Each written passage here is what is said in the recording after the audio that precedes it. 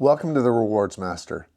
Today we're going to talk about some benefits that I received over 2024 from some of my cards. And really what I want to focus on is lounge access and the 102 different lounge visits that we had in 2024.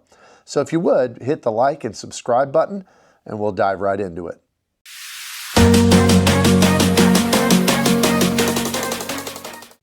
One of the biggest benefits of credit cards, especially the high-end kind of really luxury travel cards like things like the American Express Platinum and things like the Capital One Venture X, Chase Sapphire Reserve, one of the things that's talked about the most is the fact that they give some sort of lounge access.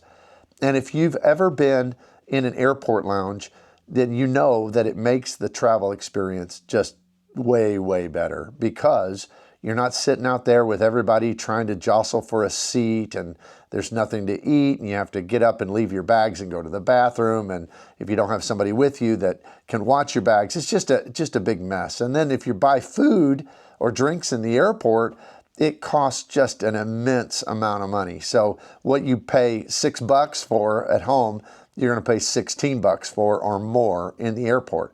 So lounges with free food, free drinks, just a more relaxed environment, usually a bathroom in there where you don't have to, you can just leave your stuff and go and don't have to worry about it as much. I mean, there's just so many benefits to it. So it's no wonder that this is one of the most touted benefits of the premier credit cards. And I fly a lot, my wife flies a lot for her work, and we use these benefits to the tune of, this year, I added it up and we've done all of our travel for 2024, and we have between us 102 lounge visits this year. So I'm going to go through each one of them and tell you what it was that gave us access to those lounges, and just kind of evaluate and say which ones were good, which ones were better, which ones were best. And just hopefully it'll be kind of an entertaining exercise for you as you're considering what cards would be good for you if you want to access lounges in airports. Okay, the first one that I'd like to mention is we went only once, and that was myself. I went one time to a United lounge. Now, I used to be a United status flyer, and I used to have the United Club card by Chase, which gives unlimited access for you and guests to United Clubs. And I had that for years. I'm very familiar with United Clubs. I think I've probably been in the vast majority of them in the United States through the years. But this time I was, I think, in the Denver airport, and I only have low status with United now because it's kind of expired and I won't even have that status next year. But I had silver status. That didn't help me with lounges. But I did still have the United Explorer card. I've since reduced it down to the United Gateway card, and I only keep a United card because sometimes we do like to fly international business class or something like that, and there is more availability on United if you have one of their cards. So we've downgraded. But at the time I went into this United Club, I still had the Explorer card, and the United Explorer card gives you 2 lounge visits per year, 2 kind of passes to get into a United lounge. So I had those. I didn't use both of them. I just used one of them because usually I have other lounge access. But in this situation, I was flying United. I had a very short layover and I wanted to grab something to eat. I didn't want to pay $25 for a meal there in the airport terminal. So I went in real quick to a United Club, got something to eat, got something to drink, and then I went back to my gate. Now, I want to take a moment to say I have shifted. And my opinion is different than most creators who often kind of promote the idea that the travel cards that give like Capital One lounge access, which I love, and Centurion lounge access for American Express, which I love, that those are way better than the airline cards. Well, I used to think that. However, I've kind of shifted, and now my preference is my airline cards, and I'll tell you why. Because when you're traveling, unless you have a long layover, there is hardly ever one of those premier lounges close by. So if you have any type of a short layover, then you're just not going to get to go to a lounge because you have to change terminals. It'll take you 30, 45 minutes total round trip to get to a different terminal, and that limits the amount of time in the lounge. If you only have a 45-minute layover, That's just not going to work. But when it comes to American or United or Delta lounges, they're usually very close by all of their gates. So you can pop in, get something to eat, get the benefit. So I've just made that shift. A lot of people, I'm certain, will disagree, but that's become much more important to me. So even though I didn't go into United clubs but once this year, it was a decent experience. And if you fly United a lot, I think that you will definitely benefit from having the club card. Or if you don't fly them all that often, but sometimes, then that Explorer card's great because you get those 2 free passes a year. In addition to that United visit, I made 3 visits to Priority Pass restaurants. Now, not many people anymore have a card that provides this. The Venture X used to, the Chase Sapphire Reserve used to provide restaurant access. And what it is you can go into restaurants that participate in the program in a lot of airports, and those restaurants will give you a $28 credit for you and a $28 credit for whoever you're with. So it's up to $56, which my favorite one in the country is in the Houston airport, the George Bush Airport in Houston, where United has a hub, and there's a Landry Seafood, and that $56 will get you 2 great meals there. It's just awesome. But I used it only 3 times this year because I'm not flying United as often, and in the airports I'm going through, there's not as many of them. But I found myself in Seattle, and I used 2 of them there. The other one, I can't remember which airport I used it in, but I went to 3 different restaurants through Priority Pass. Now that's made available to me because I have the old City Prestige card that the Priority Pass on it still includes restaurant access. If you still have a U.S. Bank Altitude Reserve, it gives a few different visits a year. I know that the Bank of America, their top level card, it still gives it, but most cards don't offer this. So I really love it as a benefit. I think it kind of distinguishes my Priority Pass with the City Prestige from the others. But I really value it. I just don't get to use it as often. So I made 3 visits to Priority Pass restaurants, and I really think they're worth it if you have access to them. This year we only made 4 visits to American Express Centurion Club. I have the American Express Business Platinum, which gives me access to Centurion lounges, and I also have the Delta Reserve card that also gives access, but I only had 4 occasions to use it. And the reason is, and part of the reason I'm not as hip on American Express lounge access, and I know everybody says, well, the American Express Platinum, it has the best lounge access that there is. Well, yes and no. It gives you the most lounges, but the restriction of not being able to take in a guest and having to pay, what is it, $50 or something like that for a guest? I mean, to me, that negates the benefit of having lounge access. I seldom fly by myself. Usually it's with somebody I'm going with for work or with my spouse or whatever it may be. And so I want to be able to take in guests. So for that reason, I often don't use the Centurion Lounge and don't value it as highly. But 4 times this year I went in. One was in Atlanta. What an awesome Centurion Lounge. I went in the Centurion Lounge in Seattle, and it was out of this world. They really do have great lounges. I'm not in any way trying to cast doubt upon the quality of American Express Centurion lounges, but I really only use them when I'm flying by myself and when it's in the right airport and then it's convenient to get to. So I don't value them quite as highly, which is evidenced by the fact that I only visited 4. But if you have the Delta Reserve card, or if you have either the business or the personal platinum card from American Express, that gives you access to these. So I went in 4 different times. The other lounge that's also kind of connected with American Express that I went into 4 times as well was the Escape Lounge. Now, they have an Escape Lounge. I've gone in those in both Ontario Airport in the LA area, also in Sacramento. And it used to be that those Escape Lounges were only accessible if you had the Delta Reserve or if you had the American Express Platinum or Business Platinum. But now they've kind of opened it up and it's available to Priority Pass. And I'm telling you, those lounges have gotten way worse. They were pretty good before. I mean, the food wasn't the best and they weren't very big, but there weren't very many people in them. Now, I mean, there's not a place to sit in both of those locations I just mentioned. if you go into the, because of the priority pass, and so many more people have priority pass. So, I mean, it was better than sitting out in the terminal, which is pretty much always true with lounges, and that's why we love them. But I will say that the escape lounges, when they added, I'm sure it was a financial decision that made sense for them, but for a person who already had access through American Express, they're just not as good as they used to be. So I went 4 times to the escape lounges this year. We often fly through DFW, and so 6 times this year on 6 visits. And when I talk about these visits, sometimes it's myself alone or my wife alone, or sometimes it's both of us together. And when we go together, I count that as 2 visits. So 6 times we went into a Capital One lounge. And the one we went to, I think she went into the one in Denver once, but the other visits were in DFW. And those Capital One lounges are some of my very favorite. I think they rival the Centurion lounges and are very, very good. What I really love about them is being able to get the grab and go food and take it with you.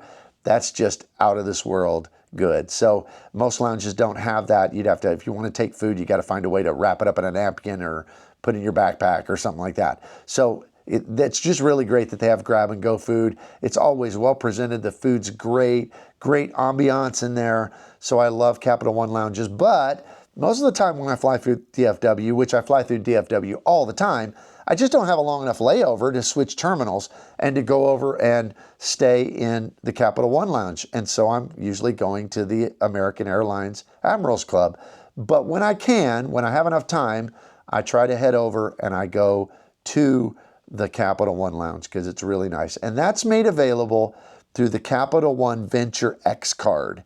You've heard about the Capital One card, $395 a year, but it also gives access to both their Capital One lounges, also to Priority Pass.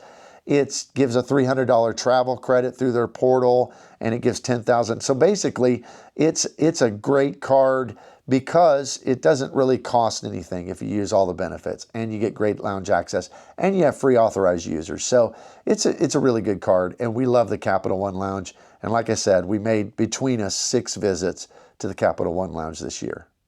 We also made 8 visits to lounges that really don't have anything to do with credit cards or gaining access through credit cards. And that is, we went to what I'll call status lounges, or, being able to fly business class and getting into lounges because of your ticket type. And so we went to the Iberia lounge in Madrid. It was really, really good. We went to another lounge like that in Athens, Greece. So 8 times this year on our travels. And so if you fly business class internationally, you usually get access to one of those lounges. And I will say, of all of them on this list, those are the best lounges. I mean, I think they beat the American Express Centurion lounges. I think they beat the Capital One lounges. They're just the best.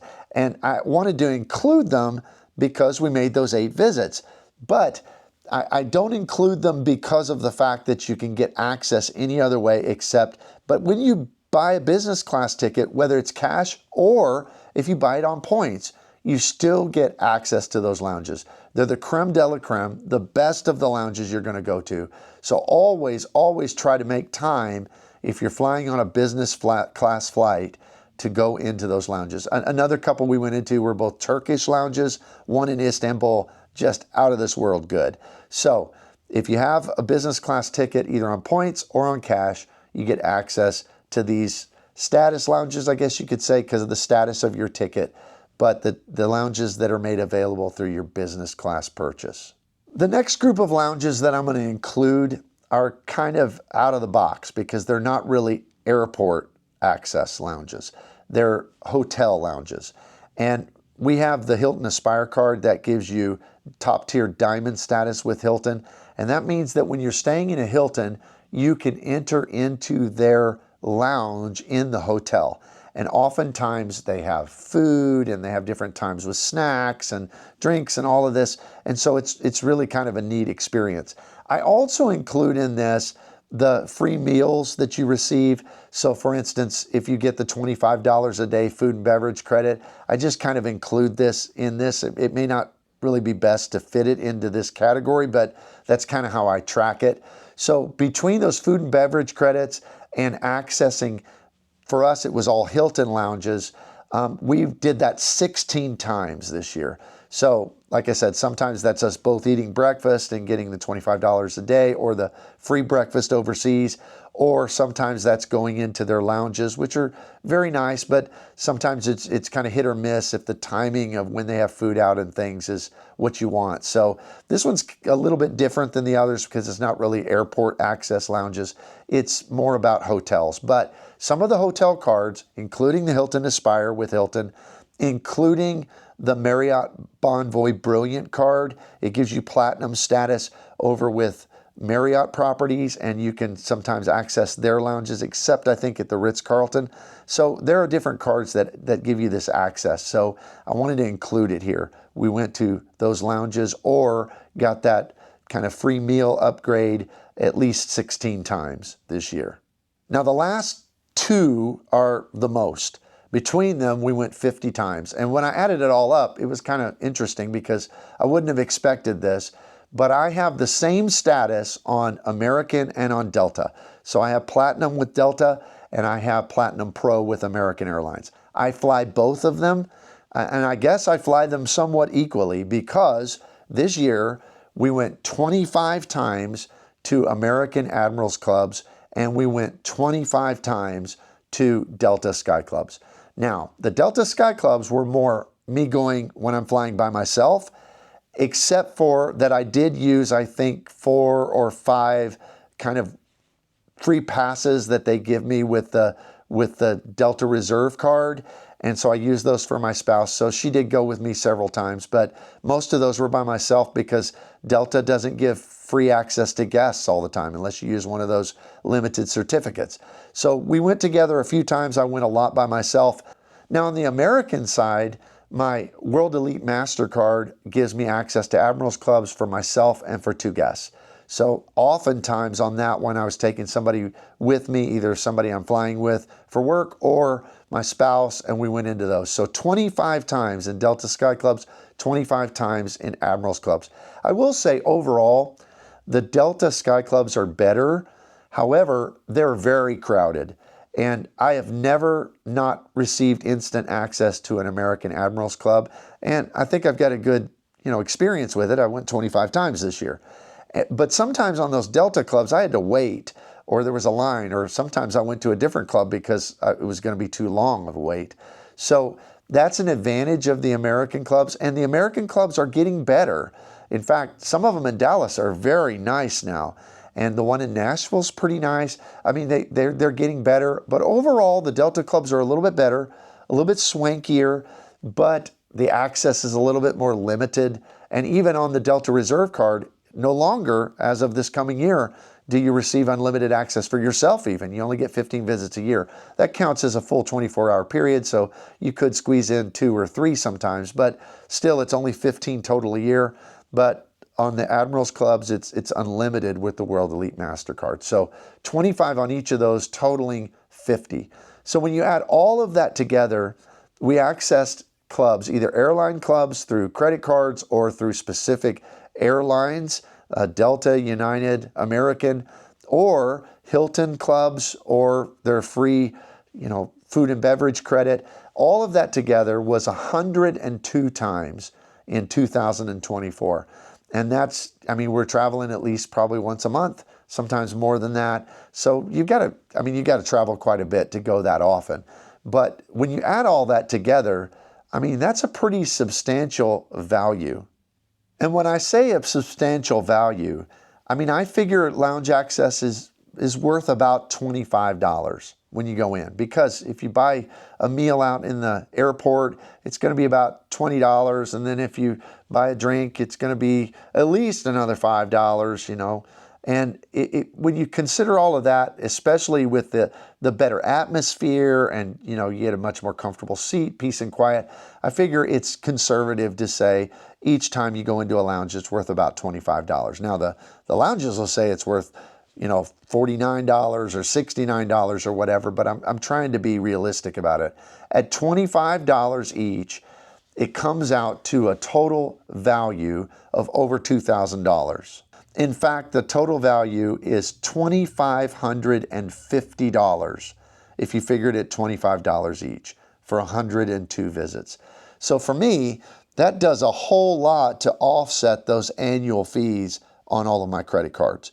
Now, that's not even counting all of the different credits that you get. You know, Capital One, you get those credits in the portal, and with the American Express, you get all, but we get Dell credits with the Platinum card, with the Delta Reserve. I get those Resi credits and so many others. So airline fee credits and so much more. So when you figure all that together, to me, if you fly quite a bit and if you utilize the lounges, it's an outstanding benefit.